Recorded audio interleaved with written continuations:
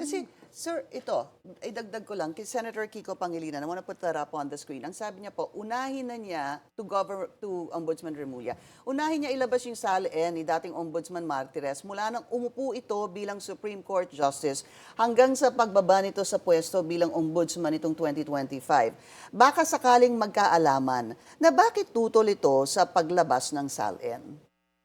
Hindi ako tutol sa paglabas ng SALN. Kasi hindi lang ako may tutol eh.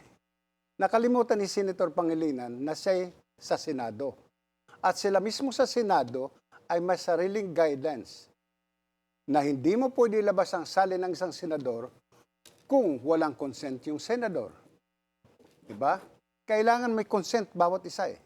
This is the requirement actually of the Data Privacy Act. That's why I was surprised when he said that. As a senator, he should know the laws. Ano bang ginawa kong anomalya? Had he said only na dapat ilabas yung salin ko, period, okay sa akin. The problem is he went further para magkaalaman. E di sabihin niya, kung mayroon akong ginang anomalya, di kaksawan niya ako. Why did he also just file a salin of 23 million? Is that believable? Why didn't he let his wife, Sharon Cuneta, join or state his assets and liabilities in his salin? So that's questionable to you. Yes, because the requirement of 6713 is joint.